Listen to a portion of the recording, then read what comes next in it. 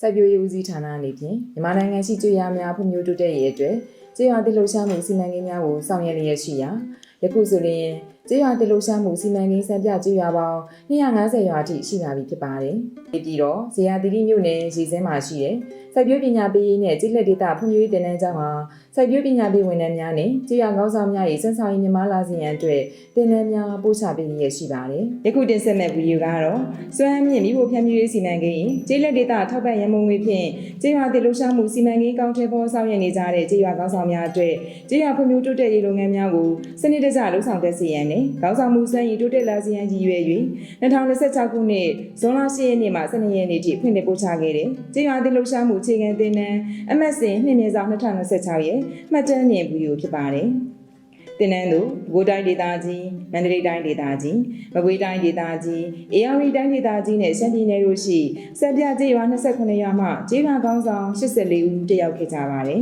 ။တင်နန်းသားများဟာတင်နန်းကျောင်းသို့တရက်ကြိုတင်ရောက်ရှိကြပါတယ်။တင်နန်းသားများရောက်ရှိလာတဲ့အခါမှာတော့တင်နန်းနည်းပြများနဲ့ဝန်ထမ်းများကလှိုင်းလဲဝန်းသာစွာကြိုဆိုပြီးအိတ်ဆောင်အရောက်နေရာချထားပေးပါတယ်။တက်ရောက်လာတဲ့တင်နန်းသားများအတွက်တင်နန်းသုံးဆောင်များဖြစ်တဲ့စီမာဦးရင်တူအင်ဂျီအုတ်ထုံနဲ့တင်နန်းသားအမိကပ်ပြားများပေးရပါတယ်။ညနေပိုင်းမှာတော့ကြိုဆိုခြင်းခမ်းနားကိုဆောင်ရွက်ပါတယ်။တင်နန်းတရားမှုမှတ်ပုံတင်ခြင်းတင်နန်းဝင်စစ်တမ်းကောက်ယူခြင်းတို့ပြုလုပ်ပါတယ်။တင်နန်းကာလာတစ်လျှောက်လိုက်နာရမည့်စည်းကမ်းများအိတ်ဆောင်စည်းကမ်းများအေးထိုင်ရေးစည်းကမ်းများစားတောက်ဆောင်စည်းကမ်းများကိုသက်ဆိုင်ရာတင်နန်းနည်းပြများကတင်နန်းသားများသိရှိလိုက်နာရန်ရှင်းလင်းပြောကြားပါတယ်။ဒီစီစဉ်မှာနိုင်ငံတော်တခြင်းလေ့ကျင့်တည်ဆူခြင်းနဲ့ကျေးရွာတည်လှုပ်ရှားမှုစီမံကိန်းကြီးကြော်တန်းများလေ့ကျင့်တည်ဆူခြင်းတို့ကိုလည်းဆောင်ရွက်ကြပါတယ်။2026ခုနှစ်ဇွန်လ10ရက်နေ့တင်နန်းဖွင့်ပွဲနေ့မှာတော့စိုက်ပျိုးရေးဦးစီးဌာနညွှန်ကြားရေးမှူးချုပ်စိုက်ပျိုးပညာပေးရေးဌာနဝင်ညွှန်ကြားရေးမှူးနဲ့တာဝန်ရှိပုဂ္ဂိုလ်များတက်ရောက်ခြင်းများကဖွင့်ပွဲအခမ်းအနားကိုနိုင်ငံတော်တခြင်းတည်ဆူရေးဖွင့်လှစ်ကျင်းပခဲ့ပါတယ်။စိုက်ပျိုးရေးဦးစီးဌာနညွှန်ကြားရေးမှူးချုပ်ကဖွင့်ပွဲမှာစကားပြောကြားပြီးတင်နန်းကျောင်းကျောင်းကြီးကကြိုးစိုးနှုတ်ခွန်းဆက်စကားပြောကြားခဲ့ပါတယ်။အခမ်းအနားပြီးမှာတော့တင်နန်းသားများနဲ့စူပါမတ်တန်နဲ့ဓာတ်ပုံရိုက်ကူးခဲ့ကြပါတယ်။တင်ငန်းစာများစတင်ချိန်မှာတော့မြန်မာနိုင်ငံတွင်ကျေးရွာတည်လှုပ်ရှားမှုစီမံကိန်းအကြောင်းကိုစိုက်ပျိုးပညာပေးဌာနခွဲညွှန်ကြားမှုကလည်းကောင်းတင်နန်းကျောင်းကျောင်းကြီးကကျေးလက်ဒေသဖွံ့ဖြိုးရေးနဲ့စီမံဝန်ထုံအတွေ့အကြုံသင်ခန်းစာကိုလည်းကောင်း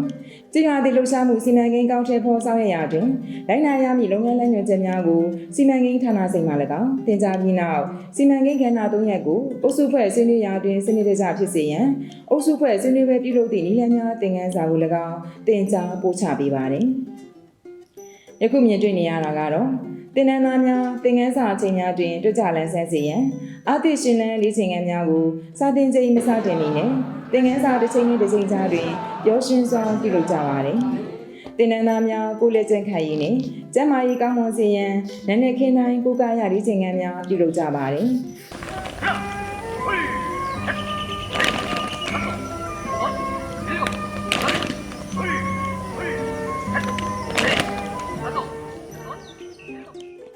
ကာယရေးခြင်းငန်းများပြုလုပ်ပြီးမှတော့စုပေါင်းလမ်းလျှောက်ကြပါတယ်။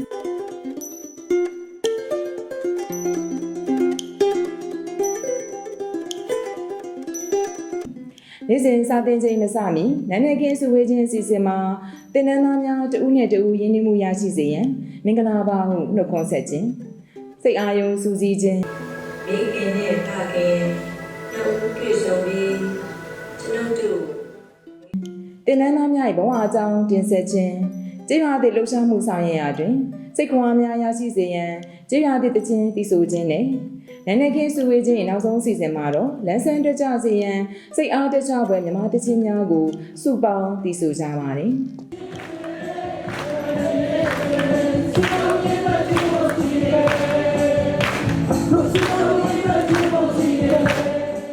တင်နန်းဒုတိယနေ့မှာတော့ကျေးရွာသည့်လှုပ်ရှားမှုစီမံကိန်းဆွမ်းဆောင်ရေးမြင့်တင်ရေးကဏ္ဍလုပ်ငန်းများဆောင်ရွက်ခြင်းနဲ့အောင်မြင်မှုဖြစ်စဉ်များသင်ခန်းစာကိုလည်းကောင်းလူနေမှုကဏ္ဍအောင်မြင်မှုဖြစ်စဉ်များကိုလည်းကောင်းစီးရဲမှုလျှော့ချရေးနဲ့ကျေးလက်ဒေသဖွံ့ဖြိုးရေးသင်ခန်းစာကိုလည်းကောင်းမျှဝေပူးချခဲ့ကြပါတယ်။ကိုရီးယားနိုင်ငံရဲ့ကျေးရွာကောင်းဆောင်များဖြစ်တဲ့ဟာဆောင်ရောင်နဲ့အမျိုးသမီးကောင်းဆောင်ဂျာမွန်ဂျာရဲ့မှတ်တမ်းနယ်ဗီဒီယိုများကိုလည်းအားကျတူယူပွဲကြည့်ရှုခဲ့ကြပါတယ်။အဲ့ဒီနောက်မှာတော့ပူပေါင်းဆောင်ရွက်မှုကိုဖော်ဆောင်တဲ့စုပေါင်းကင်ကစားခြင်းများကိုလည်းဆောင်ရွက်ခဲ့ကြပါတယ်။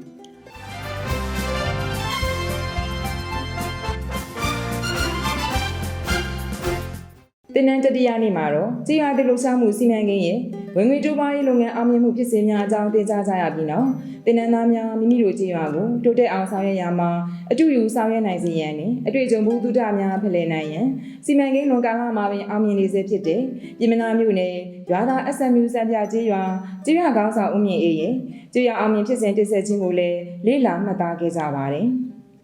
ဒါအပြင်စေမအုပ်ကွန်ကိုကြေးရွာငွေတိုက်တီထောက်ခြင်းတည်ခန်းစာကိုလည်းဘုသူတဖြစ်ပွဲပို့ချခဲ့ပါတယ်။တင်နန်းစတုထားနေမှာတော့စေမအုပ်ကောင်ဆောင်ရဲ့ခန့်ကဏ္ဍအကြောင်းကို၎င်းကြေးရွာတည်လှုပ်ရှားမှုစီမံကိန်းအောင်မြင်ရေးကြံပြုချက်များကို၎င်းပို့ချပြီးနောက်ညပိုင်းအုပ်စုဖွဲ့ဆွေးနွေးခြင်းမှရရှိလာတဲ့ကြေးရွာဖွံ့ဖြိုးတိုးတက်ရေးစီမံချက်ရေးဆွဲခြင်းအတွက်စီမံကိန်းကဏ္ဍ3ရက်အလိုက်ဆွေးနွေးချက်များကိုအုပ်စုအလိုက်တင်ပြရန်ပြင်ဆင်ကြပါတယ်။တင်နန်းကာလတခြားလေ့လာခဲ့သမျှတွေကိုအခြေခံပြီးမိမိကိုယ်ကိုစာရေးခြင်းအစီအစဉ်မှာစာရေးသားကြပါတယ်။ညပိုင်းအုပ်စုဖွဲ့ဆွေးနွေးပွဲရလဒ်များကိုအုပ်စုလိုက်တင်ပြပြီးတင်နန်းကျောင်းရှိကဲ့ပြတ်ထိုင်များမှအကြံပြုကဲ့ပြတ်သုံးသပ်ပေးပါတယ်။တင်နန်းသားများ၏တက်လက်ထွန်းမြတ်မှုဘုသူတရှိမှုနဲ့ပူးပေါင်းဆောင်ရွက်မှုများအတွက်ဉာဏ်စံမိကွန်းများကိုမေးပြီးဖျော်ဖြေရေးစီမံများနဲ့ပျော်ရွှင်စွာဆောင်ရွက်ခဲ့ကြပါတယ်။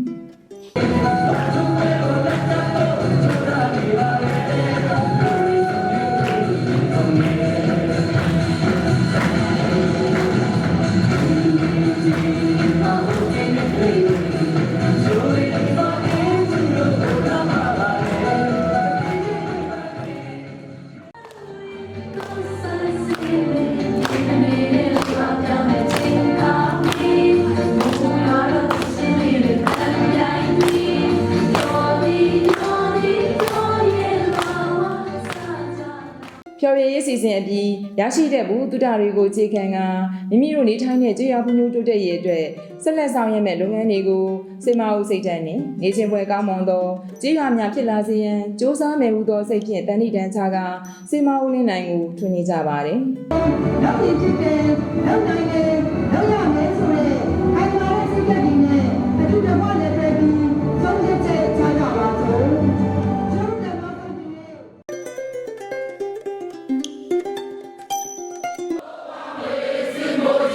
ကတော့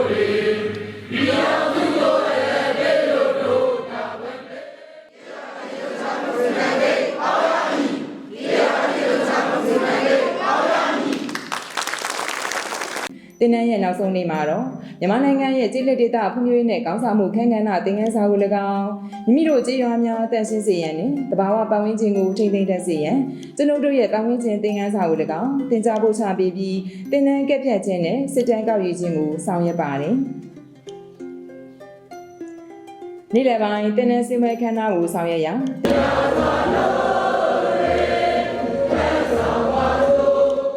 တင်နန်းကျောင်းကျောင်းကြီးမှာတင်နန်းစိတ်လက်မှတ်များပေးရခြင်းနဲ့ဆွေးနွေးပွဲရလဒ်များအပေါ်အဖွဲ့အလိုက်စုများကြည့်မြင်ပြီးနောက်တင်နန်းစိတ်ကွန်ပျူတာစကားများလည်းပြောကြားခဲ့ပါတယ်။တင်နန်းသားတင်နန်းသူများရဲ့ကိုစားတင်နန်းသားတဦးနဲ့တင်နန်းသူတဦးမှတင်နန်းတယောက်ရခြင်းနဲ့ပတ်သက်၍ခန်းစားချက်များနဲ့ကျေးဇူးတင်စကားများပြောကြားခဲ့ပြီးကြေးရွာတည်လှုပ်ရှားမှုအခြေခံတင်နန်းအမှတ်စဉ်2/2026ကိုအောင်မြင်စွာပြမြောက်ခဲ့ပါတယ်။မိမိတို့ကြေးရွာများဖွံ့ဖြိုးတိုးတက်စေလေသောပြင်းပြတဲ့ဆန္ဒခိုင်မာတဲ့တန်ဋိဌာန်တို့ဖြင့်ရွာသူရွာသားများအားလုံးပူးပေါင်းပါဝင်ဆောင်ရွက်နိုင်အောင်စည်းရုံးလို့ဆိုရင်အောင်မြင်သောနေချင်းစပယ်ကောင်းသောစံပြကြေးရွာများထူထောင်နိုင်ကြစေဖို့နှိုးဆော်တိုက်တွန်းရင်းတင်ပြလိုက်ရပါတယ်ရှင်။